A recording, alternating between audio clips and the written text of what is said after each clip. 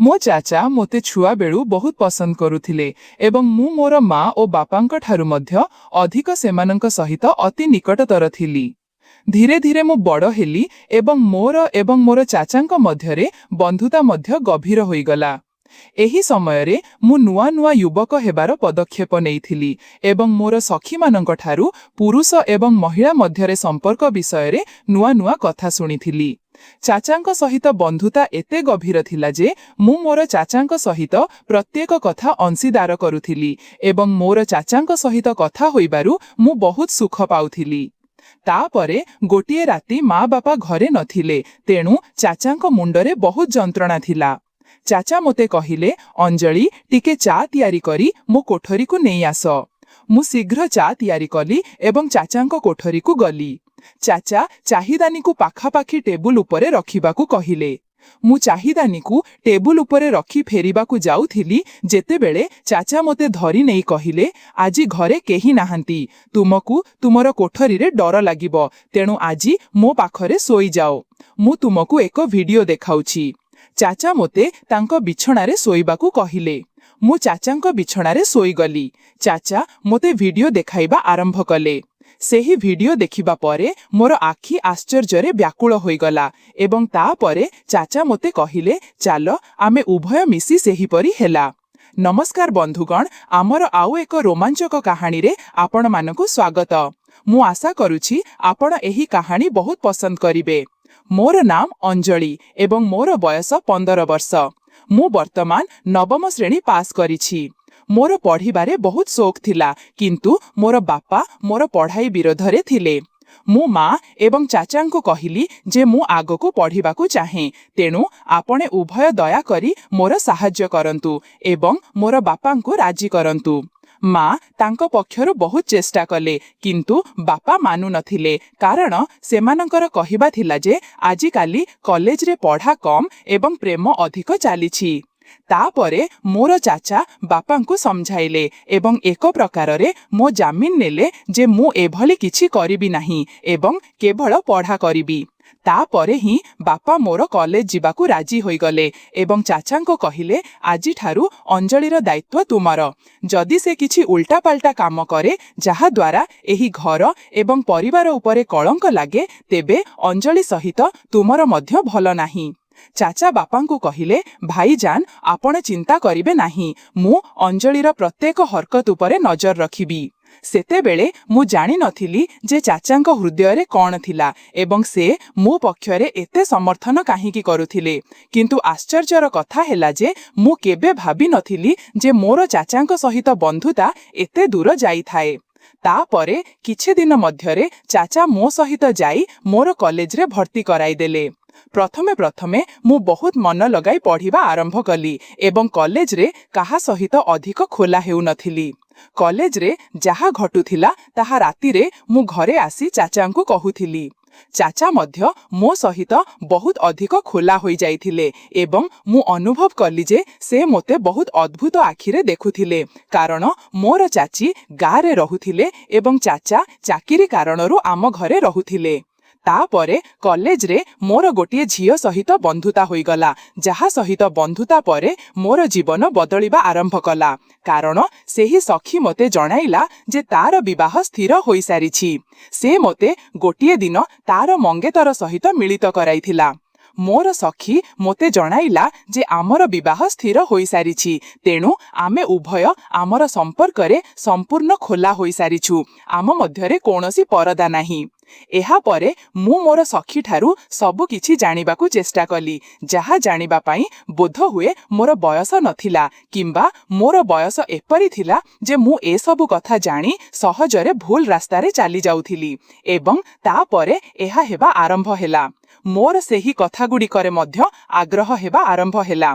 मोर कोनोसी पुरुष सहित बंधुता नथिला, तेणु जेतेबेले मु एभली कथा भाबुथिली सेतेबेले मोर मनरे आपण आपे चाचांक चिंता आसुथिला एवं तापरे मु मोर मन को हलाई देउथिली एवं निजको कहुथिली, अंजलि ए सबु कोन, तू की असभ्य कथा भाबुछु, से मोर चाचा। କିନ୍ତୁ ତାପରେ ଚାଚାଙ୍କ କଥା ଏବଂ ତାଙ୍କର ଆଚରଣ ମଧ୍ୟ ମୋର ଏହି ଚିନ୍ତାକୁ ପ୍ରୋତ୍ସାହିତ କରୁଥିଲା। କିନ୍ତୁ ଚାଚାଙ୍କ ହୃଦୟର କଥା ମୁଁ ଏପର୍ଯ୍ୟନ୍ତ ଜାଣିପାରିନଥିଲି। ମଝିରେ ମଝିରେ ମୋର ଲାଗୁଥିଲା ଯେ ସେ ବୋଧେ ମୋ ବିଷୟରେ ମଧ୍ୟ ଏହି ସବୁ ଭାବୁଥିବେ, କିନ୍ତୁ ମଝିରେ ମଝିରେ ତାଙ୍କର ଆଚରଣ ମୋ ପ୍ରତି ବହୁତ ସଖ୍ତ ହୋଇଯାଉଥିଲା ଏବଂ ସେ ମୋତେ ସ୍ମରଣ କରାଇ ଦେଉଥିଲେ ଯେ ତୋର ବାପା କେତେ ସଖ୍ତ ଅଟନ୍ତି ଏବଂ ଯଦି ତୁ କିଛି ଭୁଲ କରିବୁ ତେବେ ତୋ ସହିତ ମୋର ମଧ୍ୟ ଖରାପ ଅବସ୍ଥା କରିଦେବେ। ସେମାନଙ୍କର ଏହି କଥା ଶୁଣି ମୁଁ ନିଜକୁ ନିୟନ୍ତ୍ରଣ କରୁଥିଲି, କିନ୍ତୁ କହନ୍ତି ନା, ଯୁବାବସ୍ଥା ଅନ୍ଧ ହୁଏ। ଯୁବାବସ୍ଥା ଏପରି ଯେପରି ଶୀତରେ ଅଗ୍ନି ଜଳୁଥିଲେ ହାତ ଗରମ କରିନେବା ପରି। ମୁଁ ଯେପରି କଲେଜକୁ ଯାଉଥିଲି ତାପରେ ସେହି ସବୁ କଥା ଶୁଣିବାକୁ ମିଳୁଥିଲା। ତାପରେ ମୁଁ କଲେଜରୁ ଘରକୁ ଫେରି ଆସି ମୋର ବନ୍ଧୁମାନଙ୍କର କହିଥିବା କଥାଗୁଡ଼ିକୁ ଭାବୁଥିଲି।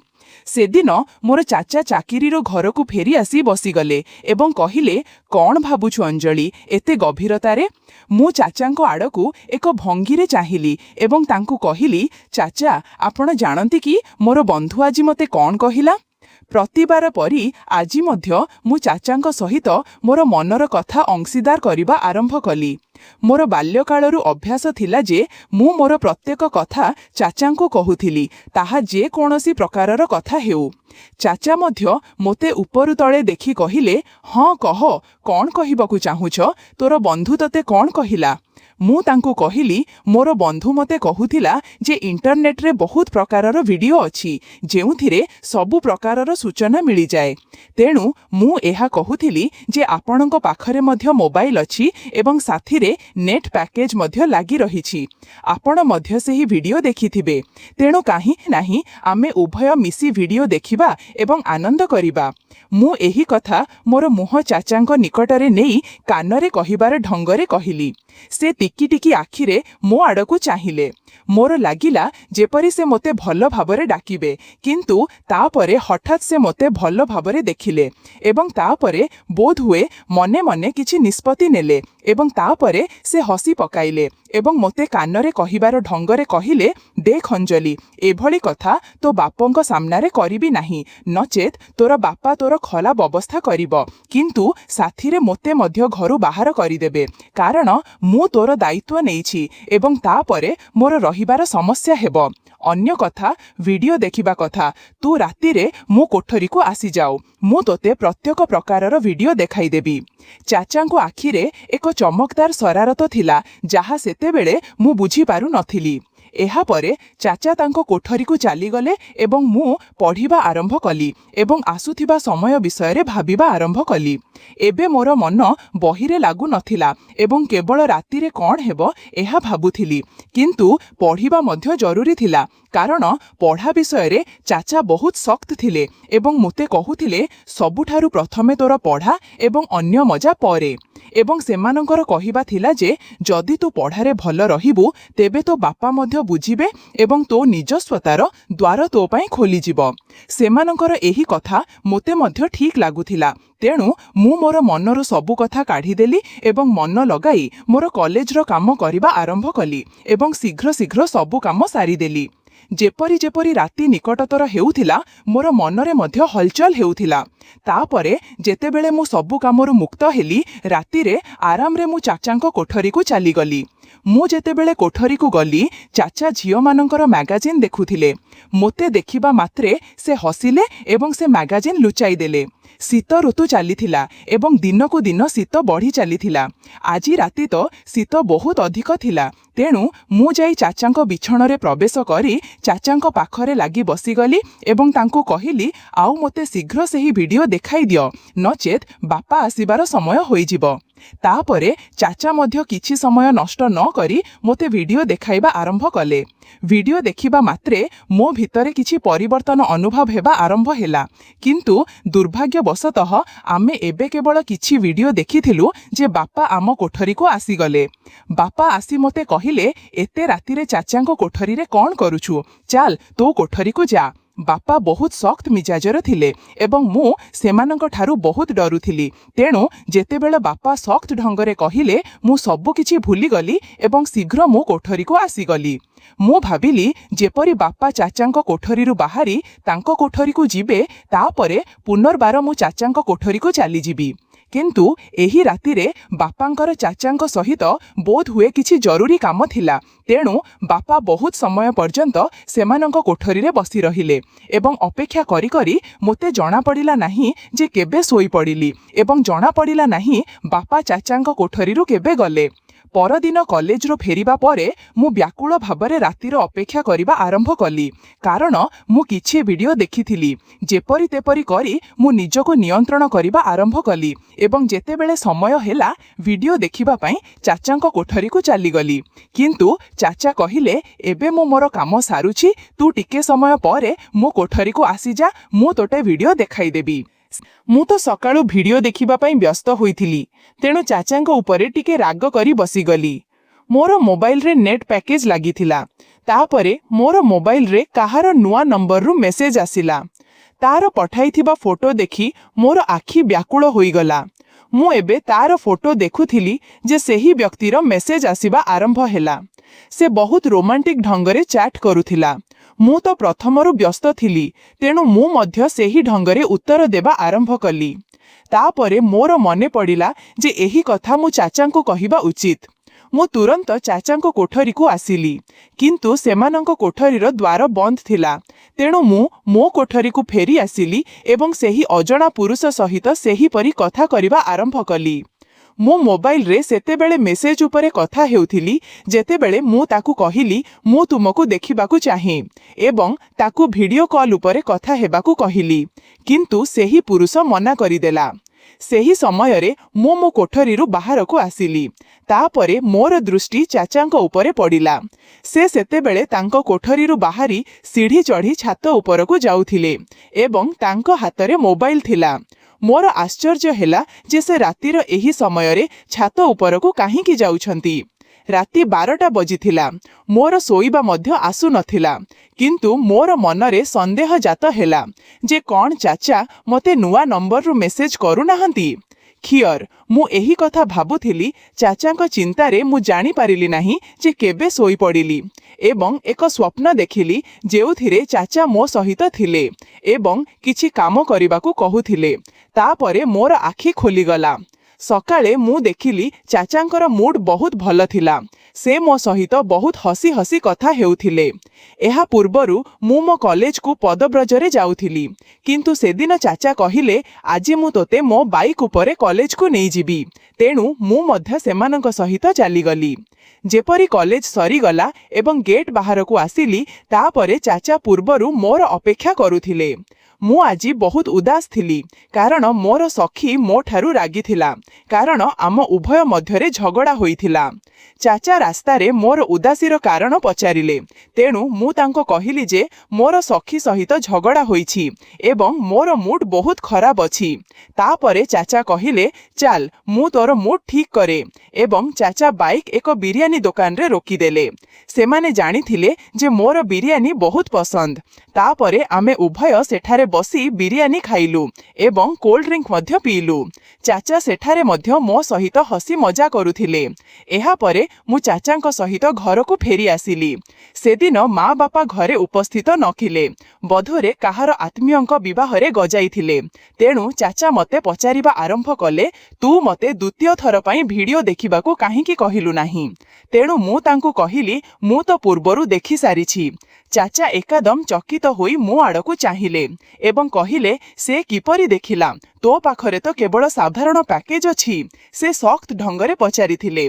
मु तांकू कहिली मोर एक नोआ बंधु होइछि, से पठाइथिला।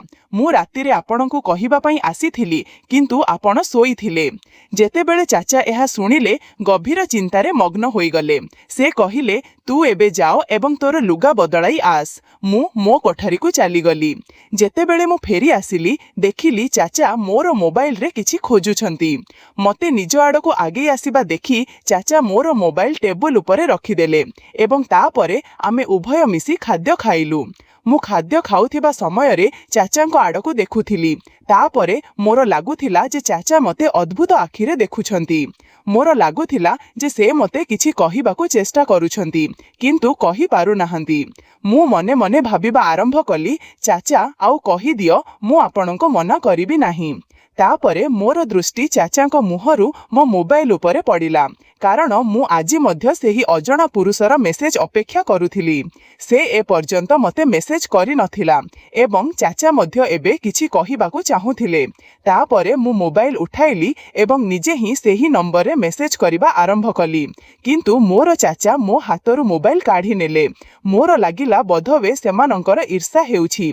तापरे चाचा कहिले अंजलि खाद्य खाउथिबा समय रे मोबाइल व्यवहार करिबा बिल्कुल भल कथा नुहे तेणु मोबाइल मते दियो। एहा कही से मोर मोबाइल निज पाखरे रखिले। मु शीघ्र शीघ्र खाद्य सारिली एवं चाचांकु कहिली एबे तो मोर मोबाइल मते फेराई दियो। तापरे से कहिले देई देबी तू एबे एहा कर जे बासन बाछी मो कोठरी को आसी जा। मु खुशी होई गली जे बधरे ईर्ष्या रे आसी चाचा आजी मोर इच्छा पूरण निश्चय करिवे। मु एहा कली शीघ्र शीघ्र बासन बाछिली तापरे कॉलेजर काम मध्य सारी देली एवं राति 11टा बजिथिला जेतेबेले मु चाचांको कोठरी को आसिली एवं तांकु कहिबा आरंभ कली एबे तो मोते मोर मोबाइल दियो मोर सेही बंधु सहित कथा हेबाकू पड़िबो। चाचा कहिले मोर मुंडरे बहुत जंत्रणा हेउछि जाओ प्रथमे मो पाई भल चा तियारी करी आण। मु चा तियारी करिबाकू चाली गली। किछि समय परे मु चा तियारी करी कोठरी को आसिली एवं चा टेबुल उपरे रखिदेली एवं फेरिबाकू जाउथिली तापरे चाचा मोते बाहुरु धरि नेले एवं कहिले आजी घरे केही नाही तुमकू एका सोइबाकू डर लागिबो आजी राति तुमे मो कोठरी रे रुह। मु नीरव आखिरे तांको आड़कू देखुथिली कारण आजी राति मोर सेही पुरुष सहित वीडियो कॉल उपरे कथा हेबा थिला। मु जानी सुनी चाचांको फेरिबाकू एही कथा कहिदेली जे मु मो कोठरी को जिबी एवं तांको ठारू मुक्त होई कोठरीरो बाहरिबाकू जाउथिली किंतु चाचा मोते जिबाकू रोकिदेले एवं कहिले मु जाहा कहिछि ताहा कर। से सख्त स्वररे कहिथिले एवं मोते तांको बिछणारे सोइबाकू कहिले।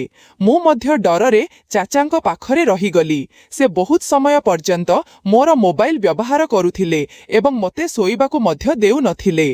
तापरे चाचा मो सहित जेउ व्यवहार कले मु केबे भाबी पारि नथिली।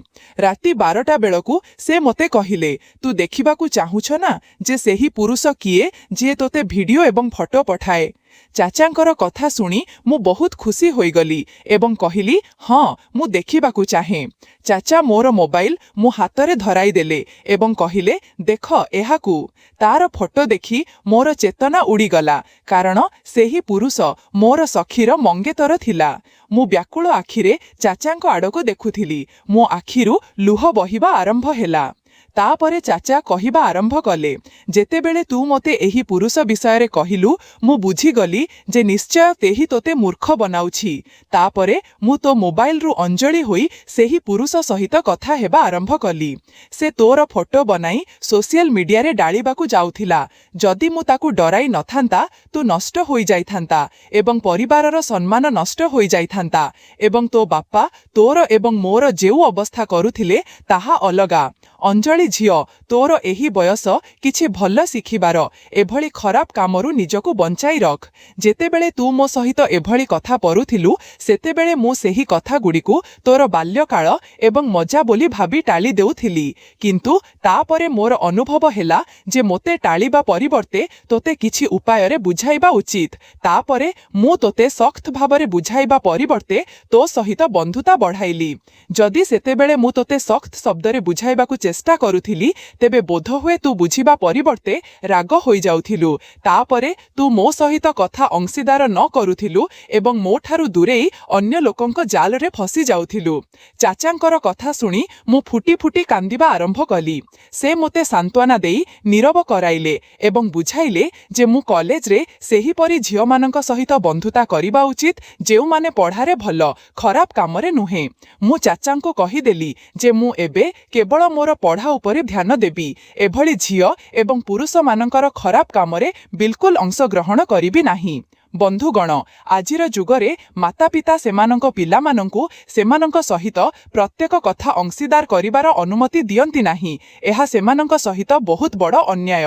पिलामानंकु भल एवं खराब कामर शिक्षा नेबार उचित एवं स्कूल किंबा कॉलेज रे जे कोनोसी प्रकारर कोनोसी हरकत हेले ताहा निज माता पिता सहित अंशीदार करिबा उचित जहा द्वारा भविष्यत रे आसुथिबा समस्यारु रक्षा पाई हेबो। प्रत्येक माता पितांकु सेमानंको पिलामानंकु ठीक एवं ଭୁଲରେ ପାର୍ଥକ୍ୟ ବୁଝାଇବା ଉଚିତ ଏବଂ ସେମାନଙ୍କର ପ୍ରତ୍ୟେକ ପଦକ୍ଷେପରେ ନଜର ରଖିବା ଉଚିତ, ଯାହାଦ୍ୱାରା ଅଞ୍ଜଳି ପରି ସେମାନଙ୍କର ଏବଂ ସେମାନଙ୍କ ଘର ଲୋକଙ୍କର ସମ୍ମାନ ସୁରକ୍ଷିତ ରହିପାରିବ। ତେଣୁ ମୋର ପ୍ରିୟ ବନ୍ଧୁଗଣ, ଏହି ବିଷୟରେ ଆପଣଙ୍କର କ'ଣ ମତ ଅଛି ମନ୍ତବ୍ୟ ଦେଇ ଅବଶ୍ୟ ବୁଝାନ୍ତୁ। ଯଦି ଆପଣ ଏହିପରି ରୋମାଞ୍ଚକ କାହାଣୀ ଶୁଣିବାକୁ ଚାହୁଁଛନ୍ତି ତେବେ ଆମ ଚ୍ୟାନେଲକୁ ସବସ୍କ୍ରାଇବ୍ ଅବଶ୍ୟ କରନ୍ତୁ ଏବଂ ବେଲ୍ ଆଇକନ୍ ଅନ୍ କରନ୍ତୁ, ଯାହାଦ୍ୱାରା ଆପଣ ମୋର ଆସୁଥିବା ନୂଆ ଭିଡିଓର ସୂଚନା ତୁରନ୍ତ ପାଇପାରିବେ। ଧନ୍ୟବାଦ।